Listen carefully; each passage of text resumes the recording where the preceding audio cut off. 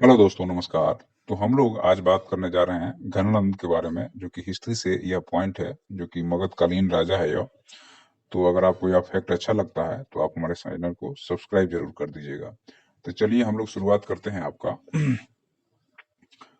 तो जो घनानंद अथवा धनानंद मगध देश का एक राजा था। इसकी राज्य सीमा ब्यास नदी तक फैली थी। मगध की सैनिक शक्ति के भय से ही सिकंदर के सैनिकों ने ब्यास नदी के आगे बढ़ना अस्वीकार कर दिया था।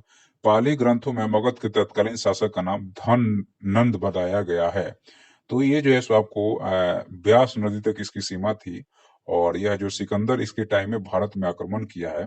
और चाणक्य चाहता था कि हम जो है सिकंदर को भारत में प्रवेश से रोका जाए, इसलिए चाणक्य इसके दरबार में आया था। लेकिन यह उसकी चोटी को खोल देता है और उसको मतलब बेइज्जत करता है, कायदे से कहा जाए तो यह जो है सो बहुत क्रूर राजा था। ठीक है, तो यह जो है सो बहुत ही क्रूर राजा था। धननंद ने चाणक्य का अपमान क्यों किया? तो सिकंदर की वजह से उन्हें राज की चिंता बड़ी सता रही थी।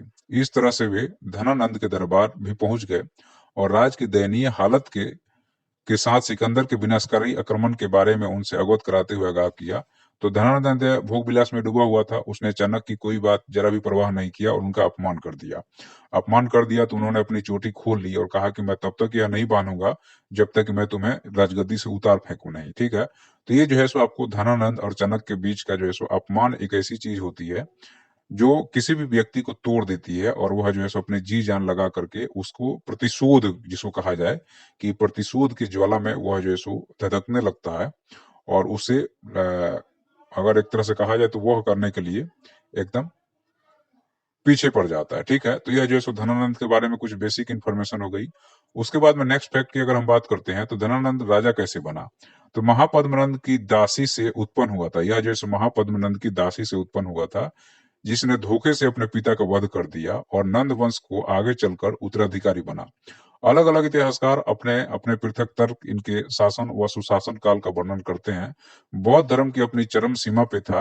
अतः बहुत सी किताबों में धनानंद एक स्वतंत्र और आधुनिक बौद्ध धर्म से प्रेरित बताया गया है। क्योंकि चूंकि स्वतंत्र रूप से अगर कहा जाए कि इतिहास लिखने वाले बहुत ही कम लोग मिलते हैं जो आपको इतिहास के सही तरीके से वर्णन कर पाए। ओके, तो यहाँ पे आप देखिएगा, तो धनानंद के बारे में जो बातें कही गई है, तो यह जो है सो अपनी दासी से पैदा हुआ था। लेकिन पहले के जमाने में या राजा महाराजाओं में दास दासियां बहुत होती थी। तो एक्चुअल में जो दासियां होती थी उसका शोषण बहुत होता था, और वो फिजिकली मेंटली हर तरीके से शोषण होता था। तो यह दासी पुत्र था धनानंद, और अपने पिता को मार करके यह बना है। धनानंद की मृत्यु कब और कैसे हुई?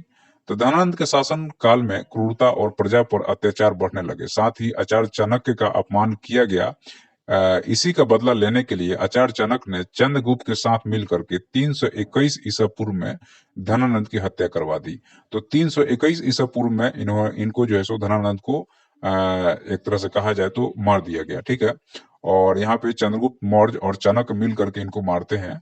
और जो है सो राज्य को जो है सो इसके क्रूरता से, क्योंकि ये भोग विलास में डूबा हुआ था और राज्य कार्य को देखता नहीं था ढंग से, तो भोग विलास में डूबा होने के कारण जो है सो, और जो आपके बुद्धिजीवी लोग हैं जनरली जो है सो शासन प्रशासन भले कोई चलाए, लेकिन जो समाज में बुद्धिजीवी लोग हैं वह उसको परखते हैं कि कितना सही और कितना गलत है। और कोई बुद्धिजीवी व्यक्ति अगर अपने पे आ जाए तो शासन प्रशासन को हिला देता है। ठीक है, जैसे अन्ना हजारे हो गए या अभी का किसान आंदोलन हो गया। चाणक्य चंद्रगुप्त मौर्य से कैसे मिले थे? तो मोटे तौर पर युवा चंद्रगुप्त का एक शाही दरबार का एक नकली खेल बनाने का उल्लेख करते हैं, जो उन्होंने और उनके चरवाहों ने विंझा के जंगल के पास खेला था। चाणक्य ने उसे दूसरों को आदेश देते हुए देखा, उसे शिकारी से खरीदा और चंद्रगुप्त को गोद लिया। तो एक तरह से कहा जाए तो ये जो खेल जब खेल रहे थे चंद्रगुप्त, तो उन्होंने देखा, चाणक्य ने देखा, और जब देखा तो उसको लगा कि इसमें पोटेंशियल है, इसका यूटिलाइज किया जाए, तो उसने खरीद लिया और फिर उसको तराशा अपने हिसाब से तराशा। और एक बार की बात है कि गले में एक माला था इसके दोस्त और चंद्रगुप्त मौर्य के बीच में, और चाणक्य ने बोला था कि इसको बिना तोड़े निकालना है। तो उसका दोस्त इसको नहीं मारा, लेकिन इसने जो है सो पट से तलवार उठा के उसका गर्दन काट दिया।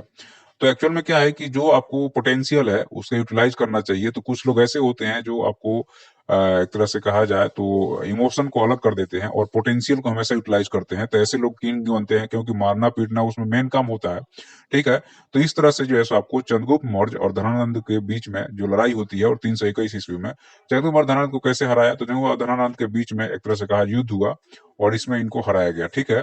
तो इस तरह से तो हम लोग जो है सो धनानंद के बारे में बात कर रहे थे। यहाँ पे देखिए गौतम बुद्ध के बारे में यहाँ पे थोड़ी-सी बात कर लें हम लोग। तो देखिए गौतम बुद्ध कितने शांत, सुहृद और एक तरह से कहा जाए तो परम आनंद को प्राप्त व्यक्ति हैं। इन्होंने जो है सो अपने जीवन के समय-समय जो है सो आपका मेडिटेशन में गुजारा है। घनानंद का सेनापति कौन था? अंतः राक्षस के सचेत रहने से नंद की सेना भी सेनापति वक्रराज एवं उसके अधीन राजाओं सन्नधराज और सिंहनाद के नेतृत्व में युद्ध भूमि में आ डटी। उन्होंने चंद्रगुप्त की सेना से मुकाबला करना शुरू किया। मगध की विशाल और अस्त्र शस्त्र सुसज्जित सेना के आगे चंद्रगुप्त की अल्प लेकिन साहसी सेना मुकाबला कर रही थी। तो एक तरह से कहा जाए तो आपको सेनापति जो सो वक्रराज हो गए इनके, तो ये हमें हालाँकि एग्ज़ाम में नहीं आएगा, नॉलेज के हिसाब से मैं आपको बता रहा हूँ कि जो चीज़ें हैं, कुछ चीज़ें एग्ज़ाम के लिए, कुछ चीज़ें नॉलेज के लिए भी हैं। सब चीज़ें जो है सो आपको यहाँ पे एग्ज़ाम के पॉइंट ऑफ व्यू से नहीं देखना चाहिए क्योंकि हम लोग भारतीय हैं, तो हमें अपने इतिहास के बारे में हमें पता होना चाहिए कि हमारा इतिहास कैसा है और क्या रहा है।